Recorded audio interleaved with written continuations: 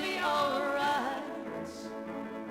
To sing it, don't worry about a thing.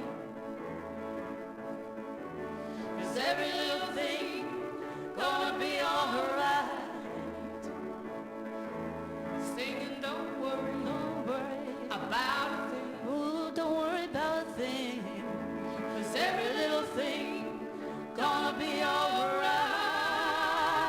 Gonna be alright. Gonna be alright. Gonna be alright. Gonna be alright. Gonna be alright. Gonna be alright.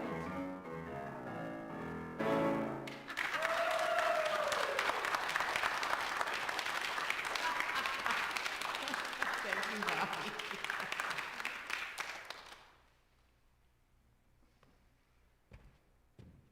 Wow, you guys. You know, every week that I'm going to be speaking here, Sandra sends me an email and says, what's your topic for today, and do you have any suggestions for music? So this past week I wrote her and I said, my topic is the main thing is to keep the main thing the main thing. And, and she, huh? So I told her kind of what it was about. And then I said, here's a piece of music that I'd love to have. It's a Bob Marley reggae song called Three Little Birds. And I didn't think she'd be able to come up with that, and there she is. Thank you, Bobby. Thank you. Sandra, everything's going to be all right. So, the main thing for you and for me, and our mission here on earth, is to keep the main thing the main thing. And that's the main thing. One day a man inexplicably found that his talking parrot started insulting him, calling him an idiot, a fool, and a jerk, stupid, variety of other nasty names. The man wanted his parrot to stop squawking these insults, but he kept on going. So fed up, he finally flipped the foul-mouthed, feather-brained thing into the freezer. And after about 15 seconds, he relented and let him out. And the parrot said, well, I'm really sorry. I don't know what came over me.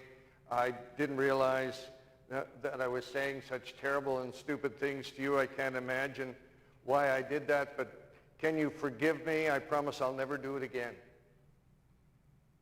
The parrot said, one other thing. What did that chicken do?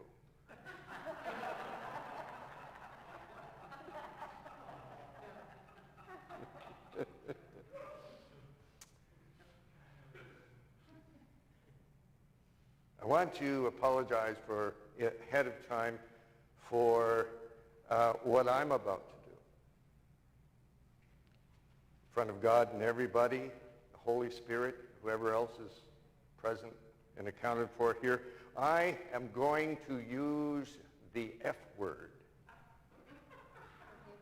Just wanted to warn you about that.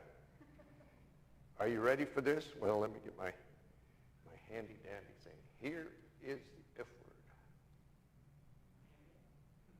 word. Well, do I have to turn this thing on first? No, it should be on. Should be on? I don't think it is, though, but I'll turn it. No, that's not it either. Bunk. Oh, switch the mode back to number again. What's that? All right, try it again. Bear with us, folks. You may not hear the F word for quite a while here. We can help you out.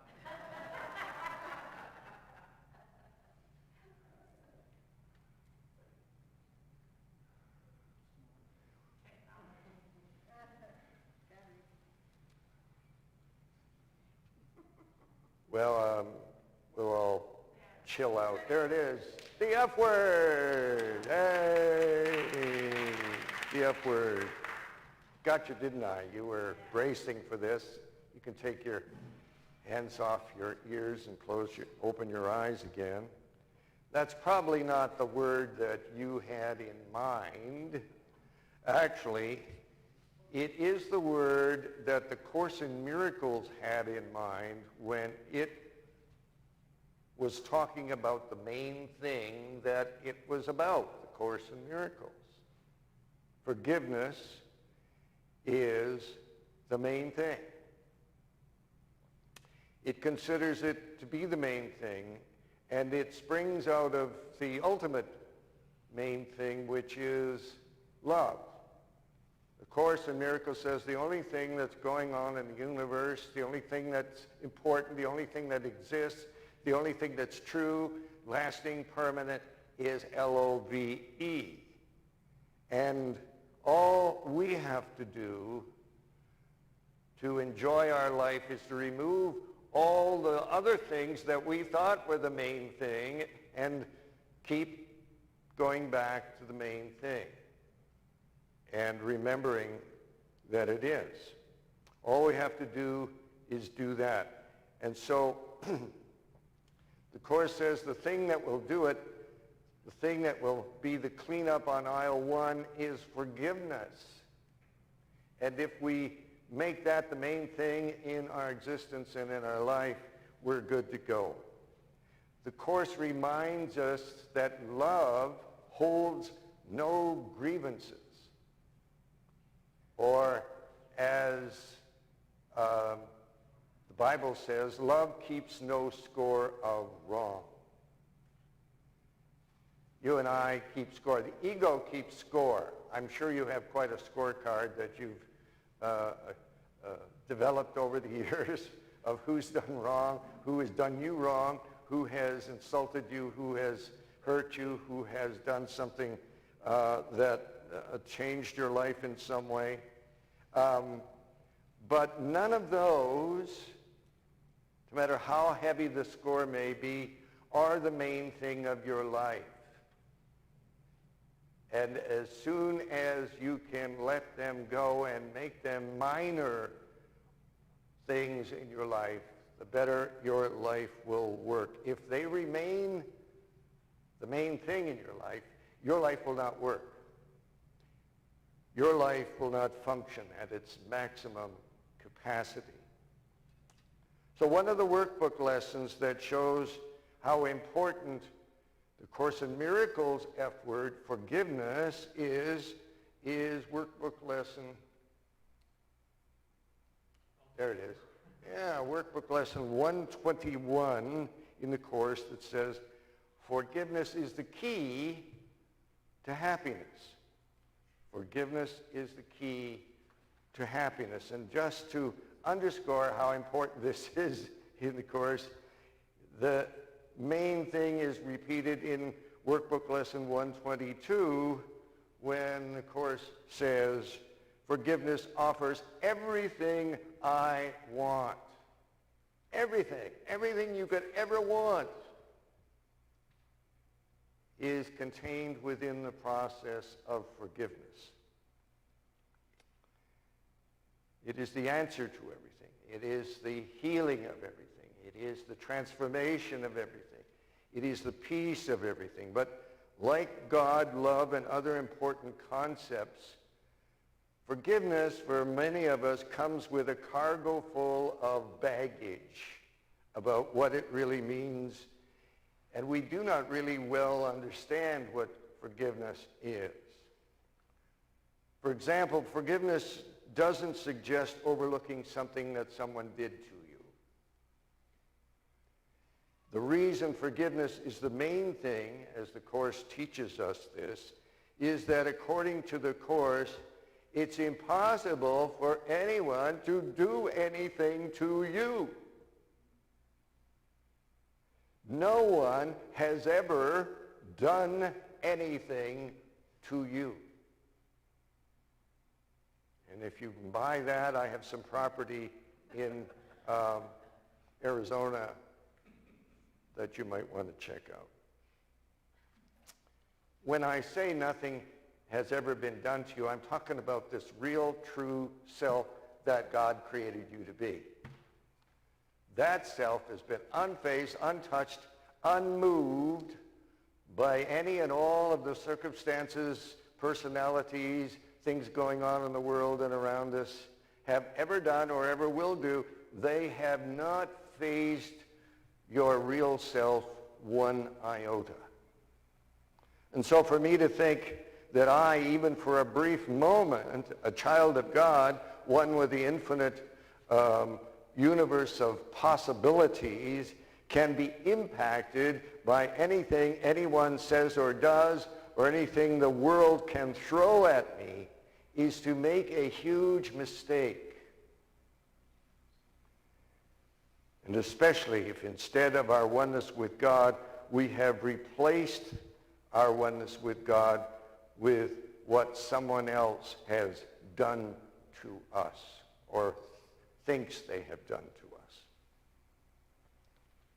So if you think you've been hurt, offended, rejected, cheated, disgraced, or damaged in any way, that means you are not focusing on the main thing. You are not focusing on the main truth that only love and only forgiveness are real, nothing else is. The main truth about you hasn't changed one iota. So if you're focusing on those other things, it means that all you can see and all you will ever see is what you see in the rear view mirror of your limited perception of yourself. Because anything that you think was ever done to you was, there's the word done, it's past. Even if it happened yesterday at 2 o'clock, it's still looking in the rear view mirror. And that's why one of my favorite definitions of forgiveness is abandoning all hope for a better yesterday.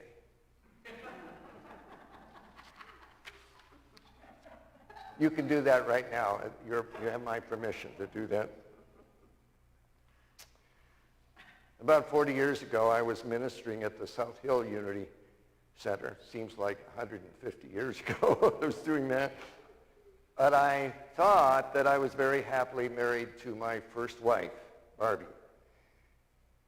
Except that one night, she didn't come home. And the next night, she didn't come home. And the third night, she didn't come home. And seems that she had run off with an itinerant fellow who had just completed a workshop at our church. And in a flash, the 12 years of our marriage was gone out of my life. Well, as you can guess, that was the main thing that was going on in my life, that I was being rejected, unloved, cheated on, whatever you want to say. So one afternoon I decided to take a long walk in Manitou Park. And as I walked, something became very, very clear to me. And that was that this sudden loss in my life was not the main thing in my life. I was still me. I was still David. I was still loved. I was still whole. I was still one with the infinite field of possibilities in my life. The main thing about David had not changed. The main thing about me had not been abandoned or rejected. That walk in Manitou Park that day was a life changer for me because I returned home with a new clarity about what was the real main thing in my life that I should focus on. And months later, I ran into this young lady down here, and she and I co-created a relationship keeping the main thing the main thing. And we still do today, 42 years later.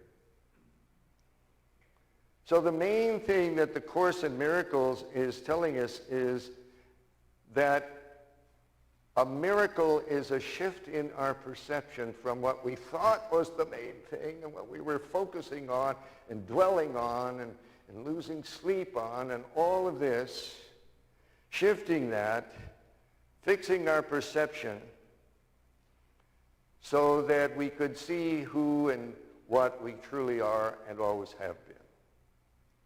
So let's say I choose the perception that so-and-so in my life is a creep. You might even use a stronger word than creep. You might even use the other four-letter word, I don't know. But nevertheless, we have that perception. Now, if that perception stays fixed in your memory banks, in your computer documents, or wherever you store all of that stuff, let's say you refuse to forgive this person. I could forgive a lot, but I'm not going to forgive this. This is the main thing that I'm going to hold on to here. Then nothing. Not a miracle, not an act of God, not even when hell freezes over or the chicken in the freezer freezes over, can you allow any other reality to manifest itself in your life? You can't live your life. You can't go on. You can't prosper. You can't be healed. You can't find joy and happiness in a pandemic or anything like that. But likewise, if my perception is convinced that money is hard to come by even though the world's abundance is available to me, the world's abundance cannot get through to me if I believe that money is hard to come by, because I'm not focusing on the main thing. The main thing is you live in a universe of abundance, and that's always been the main thing. Even though it's right here and right now and waiting to pour into your life, if your perception doesn't change, then orange traffic cones are put around your prosperity, so it's not available to you. And if your perception is convinced that the world is not going to recover from COVID-19, say, or maybe I'm going to catch the bug myself, say, then that becomes your obsession. That becomes the main thing that you are saying to everybody, that you are convinced about, that you are reacting to, instead of the main thing about who and what you are. Forgiveness is always the main thing because it knows that any other perception is forever small and incomplete and untrue. Forgiveness means knowing that I am blessed and that every single thing that happens, every single person who pushes my button is a gift to me. It's working for my main thing. And let's put that up there, see what we can find. Yeah. Everything is for me. Nothing and no one is against me.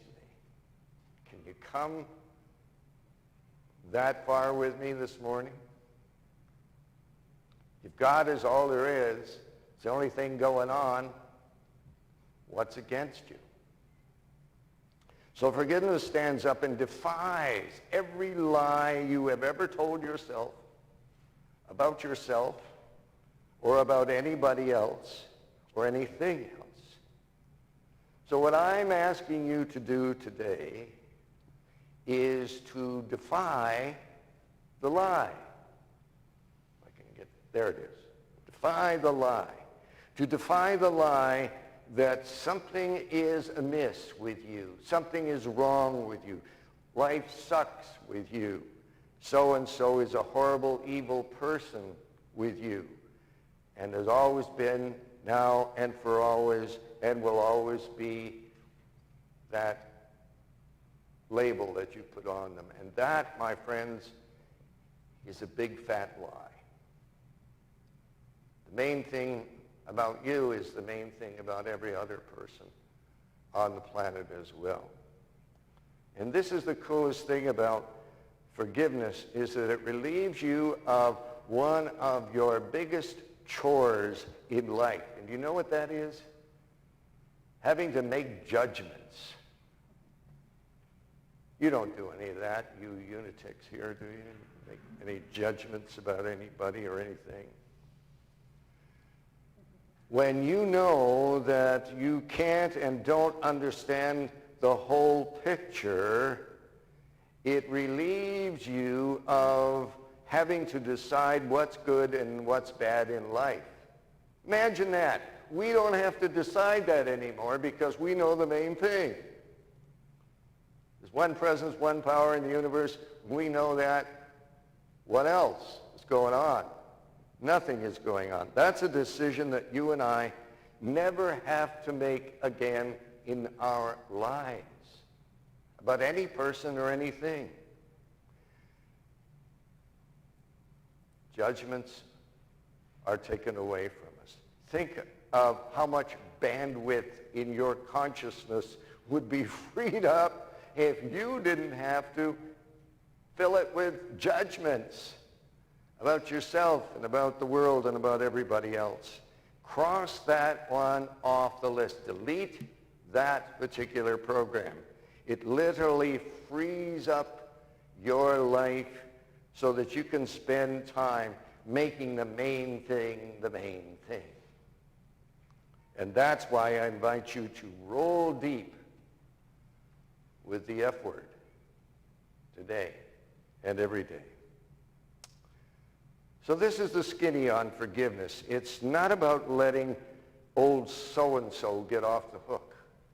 That's not forgiveness. Actually, what forgiveness is this. It's a get-out-of-jail-free card that you have. The jail is one of your own making, your own prison. You're imprisoned by your judgments. So forgiveness offers you instant relief from the world of illusion and appearances. Now, I'm guessing if your house is anything like mine, there's probably a corner somewhere in your house of illusions where you have beliefs about your body, let's say, how it operates, what it needs, and what it's capable of. These are stored and stashed somewhere in the house of your consciousness. They've been there perhaps for a long time. Additionally, down in that dark, musty basement of your memories, you probably are cluttering up your memory banks with beliefs about your culture, about what is socially acceptable, ideas about your gender, your age, your ethnicity, and your need to be liked. They're all stored there, waiting until you come up with enough evidence to make an open and shut case that this is proof positive why I have been wronged, betrayed, misled, ignored, injured, or condemned. I have proof now. I can show you when it happened, how it happened, and I've got that all stored in the dusty basement of my memories. You even got a couple of boxes of family stuff down there. Do you know anything about that that's down there? If you're any family like mine, it's there blocking your way, and you trip over it every time. Don and I just recently moved, and we had 4,629 million pictures from our family in the garage. We couldn't get a car in our garage. We finally just took the whole stuff to the dump and let it go.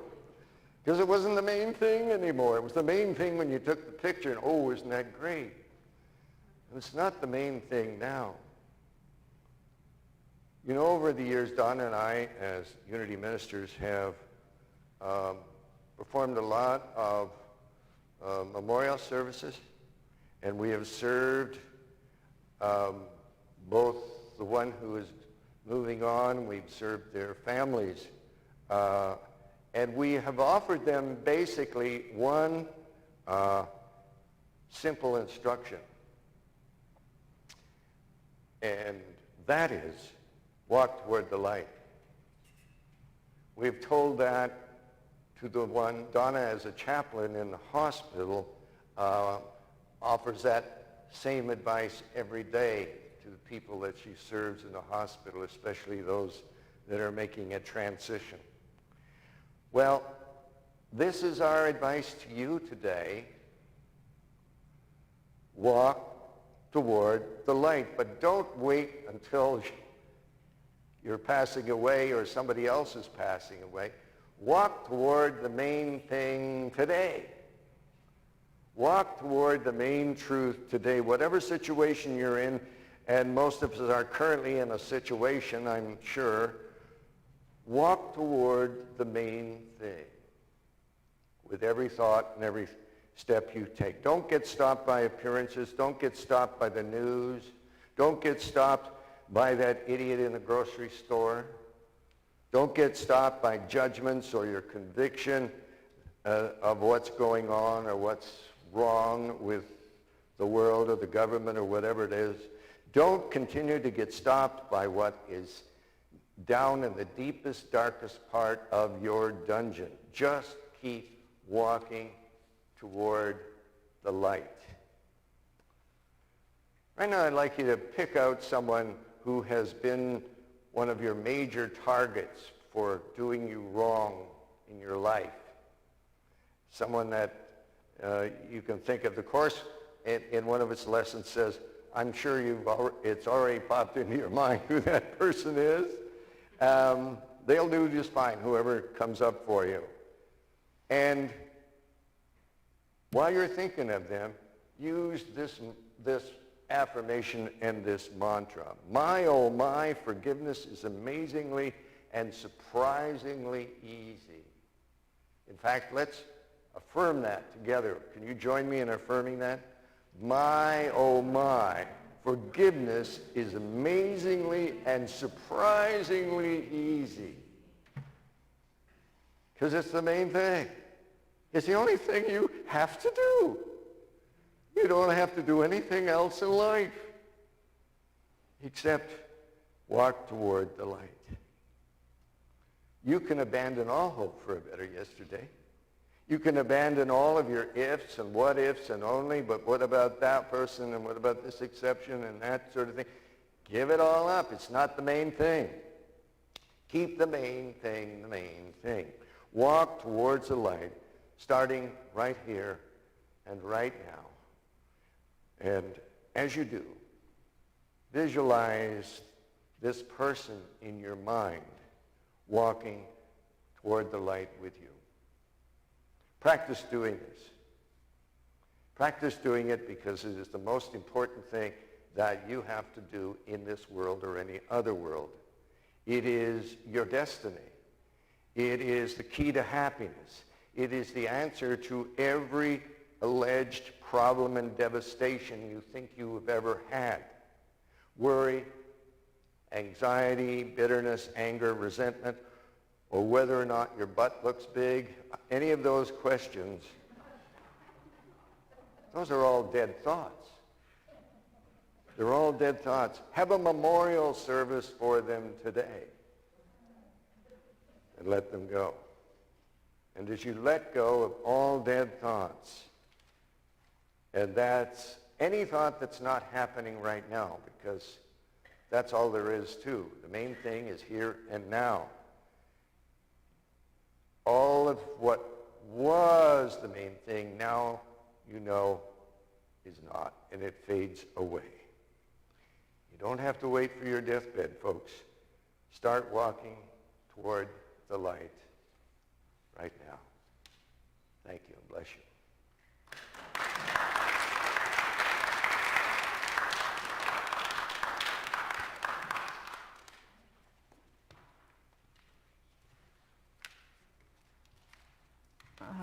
I am so inspired by that. I've been picturing myself going home and writing in lipstick on the mirror. Defy the lie. I invite you to all do that with me. Defy the lie. Especially on the mirror, because you know what we're looking at when we look in the mirror, right? A special lipstick. Awesome. Thank you. Oh, thank you so much, David. All right, this is the time in our service when we normally would collect our offering. So instead of passing the baskets, we are actually just going to be envision with me, if you will, envision that gift that you would want to share with this ministry and just see it going forth to do amazing things and release that financial compensation energetically, because you know it's going to come back to you tenfold. And so as we do this spiritual offering, I invite you to just join with me in the magnificent blessing that it is to give. And I want to share with you that we have received so many amazing and surprising gifts during this COVID-19 time. So our community is alive and functioning and well, and we invite all of you to continue to support this ministry in whatever way you choose. Of course, you can submit a donation online on our website, or you can send a check in the mail. And just please note, it needs to go to our post office box, which is P.O. Box 28127, and the zip code is 99228. So thank you for your consideration of that. All right, so let us just join in our love offering statement together. Divine love in, through, and as me blesses and multiplies all that I am, all that I have, all that I give, and all that I receive. Thank you.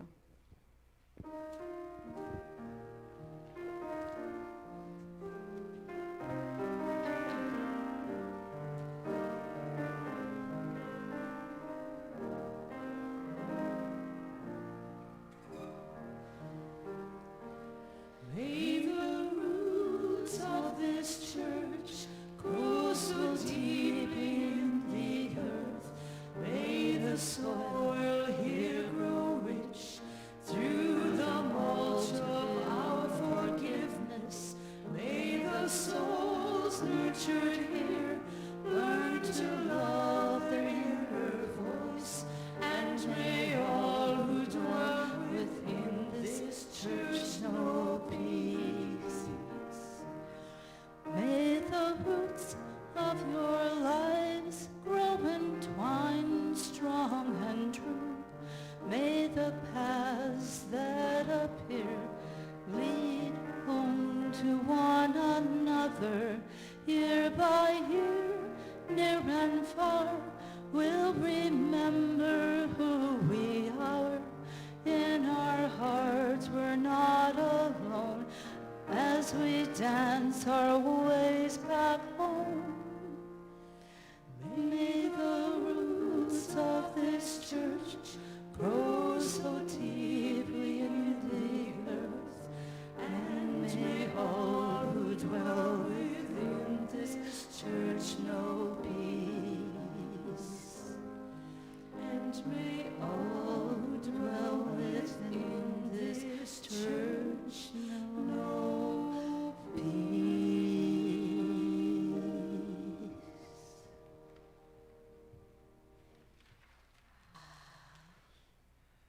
That is such a sacred song to us, isn't it? I remember the young woman who brought that song to our church when we were back at the Wildlife Center, and it is such a spiritually led practice that you do, Sandra, by pulling these things up at the right time. It just, God is in the room. Thank you so much. Very touching. We do have some announcements today. We have one exciting announcement is that the search committee met yesterday, and we are in process of submitting our application to go to Worldwide Unity to post our position. So that's really good news. And so, yes, please. So as I was driving into the parking lot today, it just came to me that that will be such a blessing, celebratory day, and so I'm picturing that being Thanksgiving. And so whether it's when we celebrate with a turkey or whether it's another Thanksgiving, it's going to be such a beautiful Thanksgiving. So please hold that in your thoughts and see us moving forward and seeing us drawing to us the right and perfect new leader. And won't that be fun? Whoever that is such a wonderful time for us to just be envisioning that. So I also have a letter to our congregation from Cheryl Mays, who is our consultant in this process.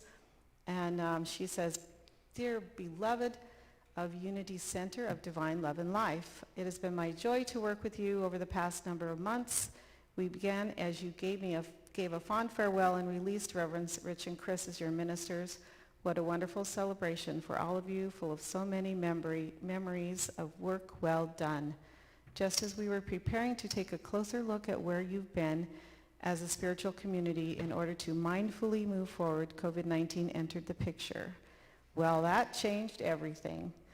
I am impressed at how you have stepped forward to go virtual with your Sunday services. Well done.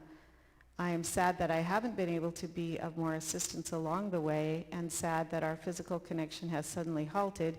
Yet, through all these unexpected changes, we continue to trust in divine order and the goodness of God working through all of this." And so she goes on to say that she's decided to retire fully and that she's continuing to support this ministry in her thoughts and prayers, and seeing that, yes, she or he is now ready for the opportunity to join you just as you are ready for them.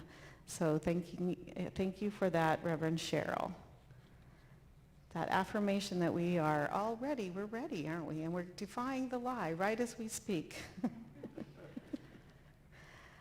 All right, so I was encouraged this week to hear that they actually are seeing this virus plateauing in our county. That's something that we've been looking for a long time, isn't it? So we still don't know that time when it's going to be safe for everyone to return, but we're really picturing that happening. And we will celebrate that whenever it happens. And so with that thought, let's just rise and join together in the peace song.